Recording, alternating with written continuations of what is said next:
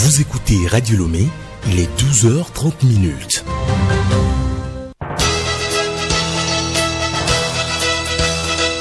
Le journal Henri Ochocho.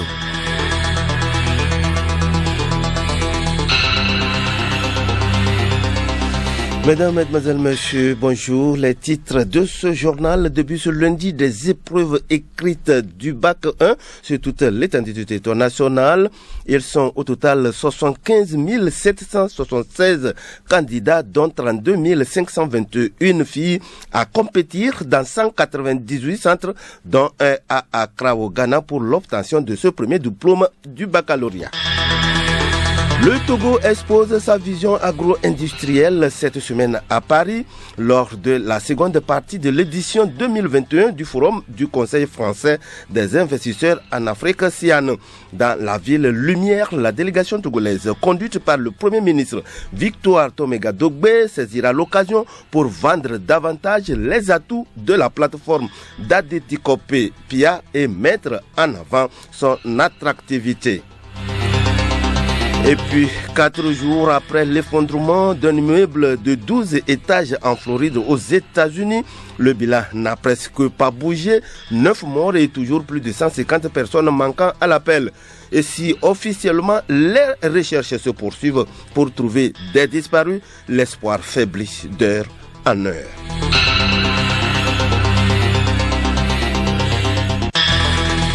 radiolomé.tg. Mesdames, Mesdemoiselles, Messieurs, une fois encore, bonjour. Nous le disions en titre, début ce lundi des examens du baccalauréat première partie sur toute l'étendue du territoire national.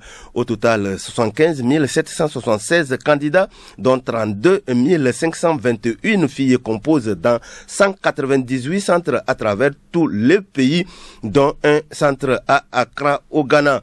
Pour cette année, on note une augmentation de 6,93% des filles, soit 1629 de plus que l'année passée. Dans le souci de mieux respecter les mesures barrières édictées par le gouvernement contre la Covid-19, 11 nouveaux centres d'écrit sont créés, dont 7 dans le Grand Lomé. Nous y reviendrons.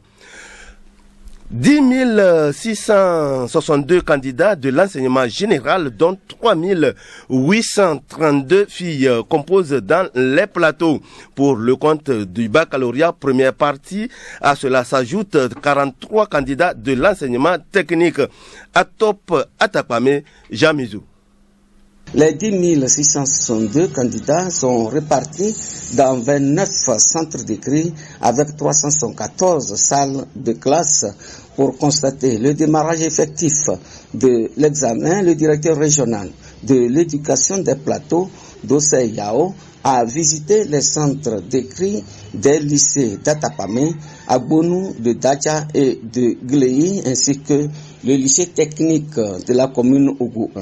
Il avait à ses côtés le préfet de l'Ougou, Akapo Edo, et le maire de la commune Ougou 1, Kuigan Ahoefa. Ces différentes autorités ont encouragé les candidats et leur ont demandé d'être sereins, bien lire et comprendre l'épreuve, être concentrés du début jusqu'à la fin et ne pas engager des discussions sur les épreuves déjà passées. Le directeur régional de l'éducation des plateaux a indiqué que le bac 1 se déroule bien dans son ressort pédagogique. Jean Mizou, agence togolaise de presse Atapame pour Radio Lomé.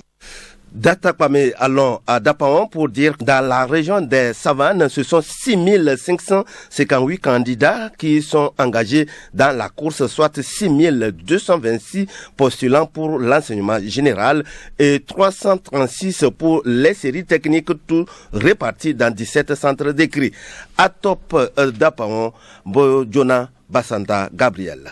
Au premier jour de ces épreuves écrites ce matin, le directeur régional de l'éducation des Savanes, Ouro Nyaou Tchaledi, le préfet de Tone, Timbiandia Yendou Kwadouti, le maire de la commune Tone 1, Yampoadeb Goutante, accompagnés de leurs collaborateurs, se sont rendus successivement au lycée de Nassablé, au lycée de Kombonloga, au centre régional d'enseignement technique et professionnel Crétepé de Dapaon et au CEG Dapaon-Ville, dans la préfecture de Tone pour constater le bon déroulement des épreuves. Ouro Nyaou Tchaledi, directeur régional de l'éducation Savane. Ce qui nous a beaucoup plus impressionné, c'est la présence effective des surveillants et le respect des consignes que nous avons échangées ensemble. Et les dispositifs de lave-mains sont en place, les gels hydroalcooliques en place, les élèves sont bien assis, tous ces élèves portent des bavettes. Voilà les aspects que la préparation avait pris en compte et c'est avec satisfaction que nous avons pu observer le démarrage de l'examen du bac 1 dans la région des Savanes. Le préfet de Tone, Timbiandia Yendou Kwadouti, nous livre ses impressions. Partout où nous sommes passés, les candidats sont là, les surveillants sont là, les copies sont disponibles. Donc nous félicitons les premiers responsables du ministère en charge des enseignements pour la parfaite organisation. Le DRE Savane Ouronyao Tchaledji et le préfet de Tone, Timbiandia Yendou Kwadouti, ont exhorté les élèves à plus de concentration et au travail bien fait pour que l'année soit couronnée de succès. Pour Dieu Santa Gabriel, agent togolais de presse d'Apaon pour Radio Lomé. Retour à Lomé pour dire que Théophile Dandakou vient de faire son entrée au studio. Il a fait un tour dans certains centres d'écrit de Lomé. Théophile Dandakou. L'épreuve du français a ouvert cet examen au centre d'écrit du lycée de Kodjoviakopé. Les candidats en série A et D ont composé dans le respect des mesures barrières, comme l'explique Fombo Kokou, proviseur. Au lycée de Kodjoviakopé, nous avons commencé cet examen avec l'épreuve de français. Nous avons dans ce centre 156 candidats. Les filles battent le record en effectif aux candidats. Nous avons eu aussi l'honneur de recevoir notre chef d'inspection qui nous a rendu visite pour voir dans quelles conditions nous avons commencé. Il a fait le tour des salles. Tout se passe comme les consignes nous le recommandent. D'abord réduire l'effectif au plus à 30. Donc ici, nous avons 26 candidats par salle et nous avons 6 salles. La distanciation est respectée. Le port de masque, le lavage de mains. Nous en avons 2 grands dispositifs et le lavabo, plus le lave-mains devant chaque salle. Et nous avons des solutions hydroalcooliques dans les salles. L'espoir pour nous, c'est avec notre petite expérience, le temps que nous avons passé au service de cette éducation, si on arrive à avoir 100%, ça serait vraiment mission accomplie. Au lycée de Tokouin et d'Atiégou, les candidats ont répondu à l'appel sous les yeux du ministre Ekeodin. À l'enseignement moderne, ils sont au plan national environ 62 000 à composer contre 14 000 environ pour l'enseignement technique. Pour les 2 enseignements, la moitié de l'effectif est féminin. Écoutez Radio Lomé et vous avez tout le Togo dans votre maison. Merci à toi Théophile Dandako. Toujours en page nationale, le Togo sera présent le 1er juillet prochain à Paris où se déroulera la seconde partie de l'édition 2021 du Forum du Conseil français des investisseurs en Afrique SIAN. L'événement prévu initialement le 18 mars dernier avait dû être réaménagé en 2 temps en raison du contexte sanitaire. Clarisse Tombidet. Dans la ville Lumière, la délégation togolaise conduite par le Premier ministre Victoire Dogbe tiendra une session consacrée à la transformation agro-industrielle au Togo. Il sera question pour les nombreux membres du gouvernement et autres officiels qui seront présents de présenter la vision de la transformation agro-industrielle portée par l'exécutif. Une vision qui entend faire de la transformation sur place des produits agricoles la clé de la transformation structurelle de l'économie nationale et de la création d'emplois. Les échanges porteront également sur les multiples opportunités d'investissement dans le pays et dans cette politique de transformation. Pour le Togo qui a récemment donné le ton à cet ambitieux projet avec le lancement de la plateforme d'Adéticopé PIA, le rendez-vous de Paris se veut une occasion de plus pour vendre davantage ses atouts et mettre en avant son attractivité. Des dirigeants, cadres d'entreprises et investisseurs de divers horizons sont notamment attendus. En mars dernier déjà, lors de la phase virtuelle, le Togo représenté par la secrétaire générale de la présidence de la République, Sandra Johnson, défendait sa vision du secteur privé africain et appelait à une plus grande action concertée pour relancer l'économie sur le continent. Une sortie consécutive à celle du chef de l'État qui avait appelé tous les investisseurs à venir au Togo. Le Togo et le Ghana ont poursuivi cette semaine à Accra les négociations dans le cadre de la délimitation des frontières maritimes entre les deux pays. La nouvelle réunion, la 7e depuis le début des consultations en 2018, a été soldée par de nouvelles avancées sur la question. Grâce Goto. Le Togo, dont la délégation était conduite par le ministre de l'économie maritime Edem Tengue et le négociateur Damipi Nupoku, a en effet accepté d'étudier la ligne de démarcation provisoire proposée par son voisin de l'Ouest.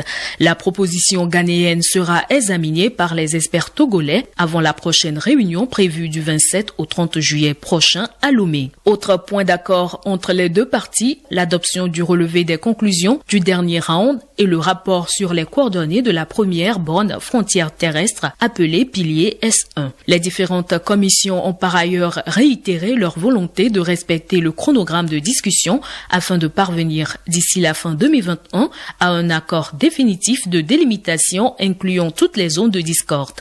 Pour rappel, Lomé et Accra sont opposés depuis plus d'un demi-siècle sur cette imprécision maritime héritée de l'époque coloniale. Les deux pays, liés par des liens historiques forts, ont toujours privilégié la voie du règlement à l'amiable dans le respect du droit international.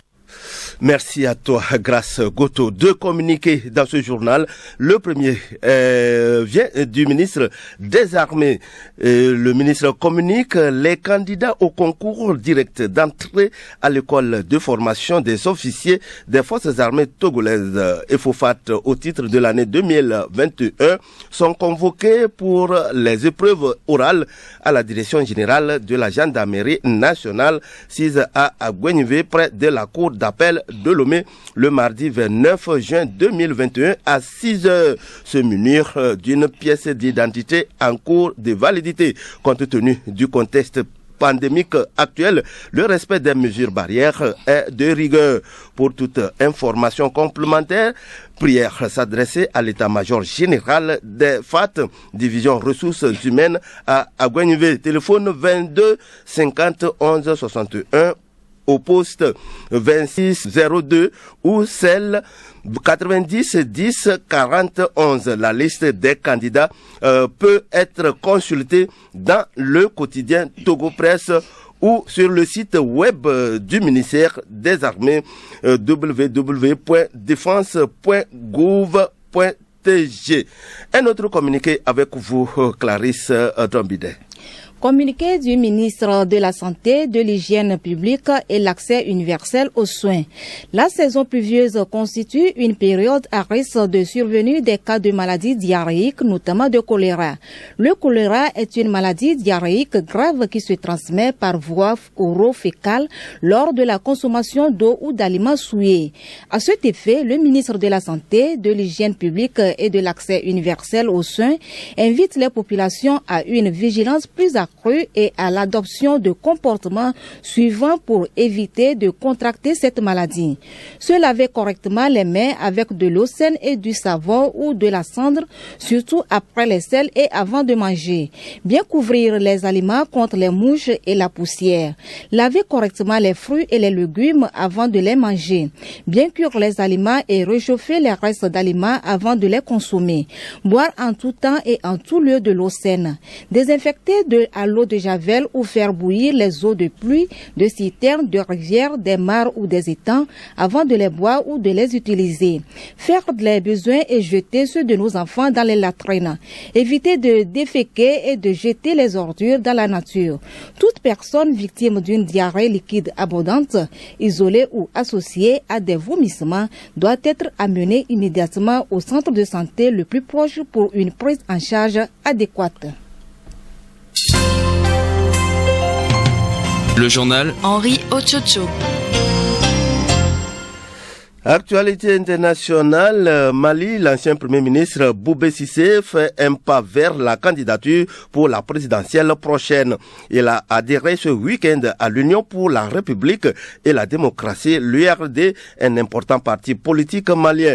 L'entourage immédiat de Boubé Cissé affirme qu'il a adhéré à l'URD parce qu'il partage l'idéal de paix et de justice de ce parti dont le leader Soumaïla Cissé est décédé l'an dernier. Mais si l'ancien premier ministre malien dépose ses bagages à l'intérieur de la formation. Membre de l'Internationale libérale, c'est aussi parce qu'il a des ambitions politiques. 4 jours après l'écroulement d'un immeuble de 12 étages jeudi dernier, le bilan reste le même, 9 morts et plus de 150 personnes absentes à l'appel. Les recherches se poursuivent pour trouver des disparus, mais l'espoir diminue de plus en plus. Le chagrin s'installe dans la ville de Surfaïd et dans les familles. Les recherches se poursuivent jour et nuit sur les lieux du drame dans l'espoir de retrouver des survivants, même si les chances diminuent plus de 80 heures après la catastrophe. Les opérations de sauvetage sont lentes à cause des incendies qui se sont déclarés sous les décombres. Des sauveteurs mexicains et israéliens sont arrivés en renfort. Selon le maire Daniela Levine Cava, toutes les ressources sont disponibles pour les opérations de sauvetage. Les autorités doivent arbitrer entre les recherches délicates, privilégiant l'acoustique et le maintien d'éventuelles poches d'air et celles utilisant de gros engins mécaniques pour déblayer les décombres. Les sauveteurs ont ainsi adopté la stratégie consistant à creuser une tranchée dans les ruines. Cette tranchée est désormais cruciale dans la poursuite des recherches. Et vous l'avez compris, c'était Abédé Lemon à qui nous disons merci. Écoutez Radio Lomé sur le web sur le www.radiolomé.tg.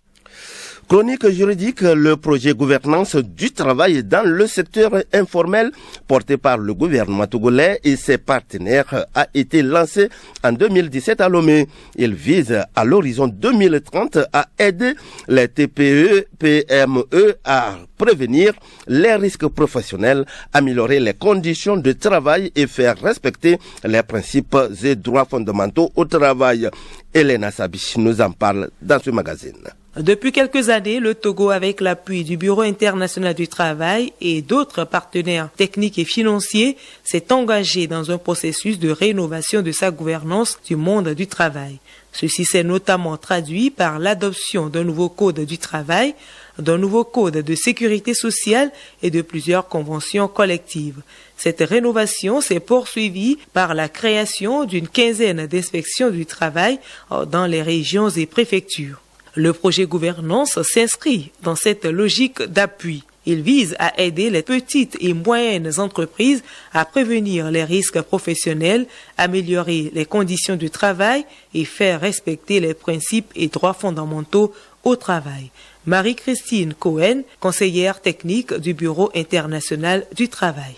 C'est un projet qui concerne l'appui à l'administration et à l'inspection du travail. En effet, il nous a semblé utile pour améliorer les droits des travailleurs, de renforcer également les missions de l'inspection du travail, dont les travailleurs souvent ne connaissent pas les missions parce que les missions, elles sont doubles. C'est d'abord de l'information, de la formation et ensuite c'est également du contrôle, du meilleur respect de la réglementation. Cela pour renforcer les droits des travailleurs et favoriser leur accès à un travail plus décent, c'est-à-dire qui respecte davantage le droit du travail, l'accès à la protection sociale et également la liberté syndicale ou encore la non-discrimination dans le travail et dans l'emploi. Et donc ce projet, c'est d'abord aider l'inspection pour lui permettre d'aller davantage sur le terrain où se trouve l'emploi. Or aujourd'hui, où se trouve l'emploi au Togo? Eh bien, il se trouve majoritairement à plus de 80% dans l'économie informelle. Depuis son lancement en janvier 2017 au Togo, le projet gouvernance a permis aux services d'inspection du travail d'effectuer des visites expérimentales dans 320 unités de l'économie informelle, notamment dans les secteurs des bâtiments et travaux publics, de l'industrie extractive et du commerce.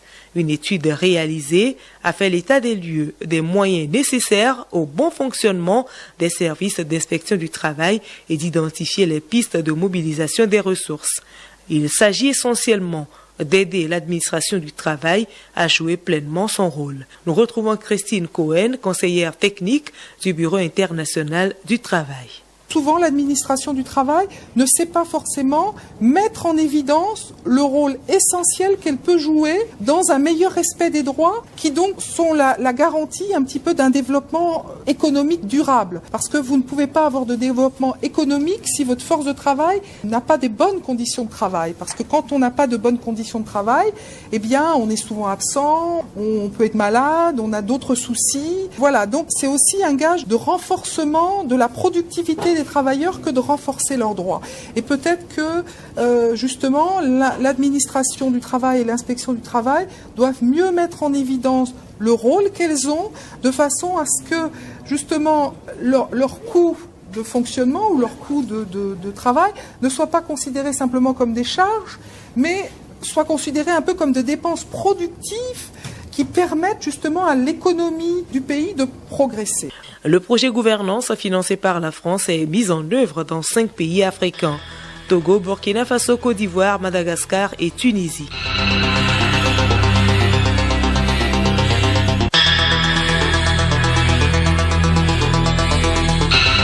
Nous disons merci à Hélène Assabi pour cette chronique juridique qui met fin à ce journal. Merci à vos fidèles auditeurs. Le rappel des titres avant de nous quitter. Depuis ce lundi, des épreuves écrites du bac 1 sur toute l'étendue du territoire national. Ils sont au total 75 776 candidats, dont 32 521 filles à compétir dans 198 centres, dont un à Accra au Ghana pour l'obtention de ce premier diplôme du baccalauréat.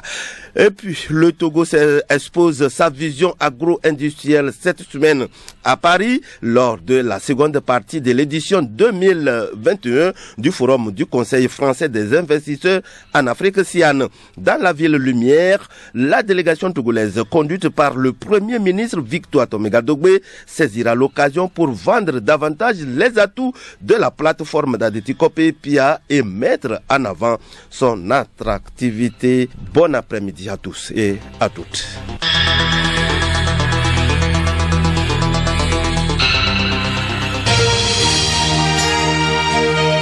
Radio Lomé, boîte postale 434, email radiolomé@radiolomé.tg. Radiolomé.tg